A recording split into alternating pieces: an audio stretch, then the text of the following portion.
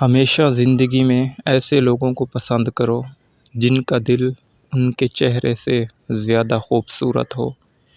وہ لوگ آپ کی قیمت کبھی نہیں سمجھ سکتے جن لوگوں کے لیے آپ ہمیشہ دستیاب رہتے ہیں۔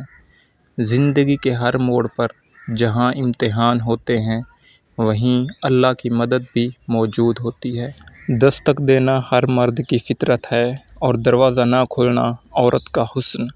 ہر دستک پر دروازہ کبھی نہیں کھولنا، نہ دل کا دروازہ، نہ دماغ کا دروازہ، نہ سوچوں کا دروازہ، نہ جذبات کا دروازہ۔ یہ دروازہ زندگی کے اصل ساتھی کی آمد پر ہی کھلنا چاہیے۔ بڑے ہی خیر مقدم ہوتے ہیں قدرت کے یہ فیصلے، کوئی ہار کر بھی جیت جاتا ہے اور کوئی جیت کر بھی ہار جاتا ہے۔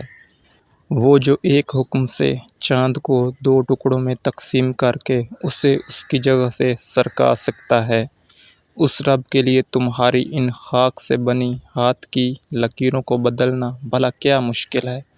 جس کے ایک اشارے پہ مچھلی اس کے بندے کو زندہ ساحل پہ اگل دے، وہ کیسے پھر تمہیں اس اذیت کے سمندر میں ڈوبنے دے سکتا ہے؟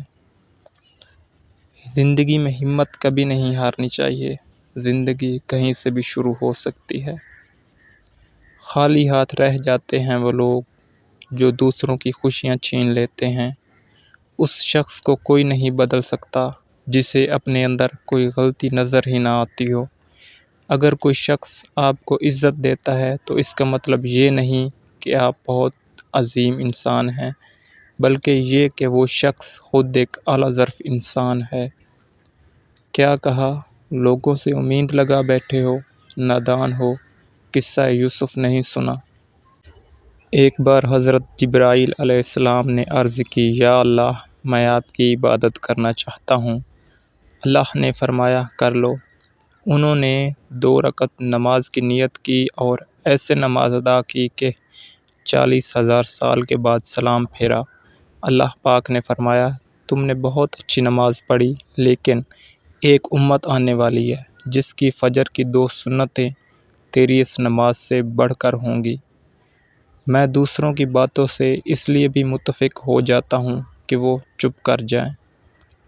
صبر اس طرح کرو جیسے روزہ رکھ لیا ہو، اس تسلی کے ساتھ کہ مغرب کی اذان بھی ہونی ہے۔ خود کو مضبوط کرو، اتنا مضبوط کہ دوبارہ کسی کے لفظ تمہیں توڑ نہ سکیں، اتنا مضبوط کہ اپنی ذات کی تذلیل کرنے والے لوگوں کو بہت مضبوطی سے نظر انداز کر سکو۔ اگر عورت چاہتی ہے اس کا شوہر فرشتے جیسا ہو تو پہلے گھر کو جنت جیسا بنائے، فرشتے جہنم میں نہیں آتے۔ اور اگر مرد چاہتا ہے کہ اس کو بیوی حور جیسی ملے تو پہلے خود کو ایک نیک انسان بنائے، حور شیطان کو نہیں ملتی۔ اس سے بڑا گناہ کیا ہوگا کہ تمہاری وجہ سے کسی کو محبت سے نفرت ہو جائے۔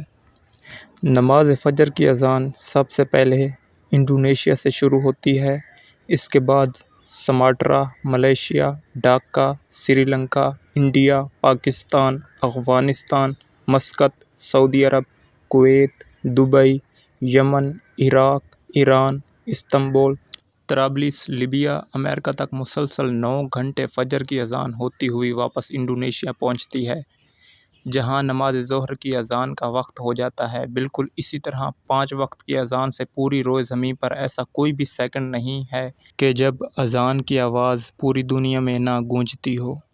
اللہ کے نبی نے فرمایا، قیامت کے روز تم ان لوگوں کے ساتھ ہوں گے جن سے تم محبت کرتے ہو۔ ہر چیز قیمتی ہے، ملنے سے پہلے اور کھو جانے کے بعد۔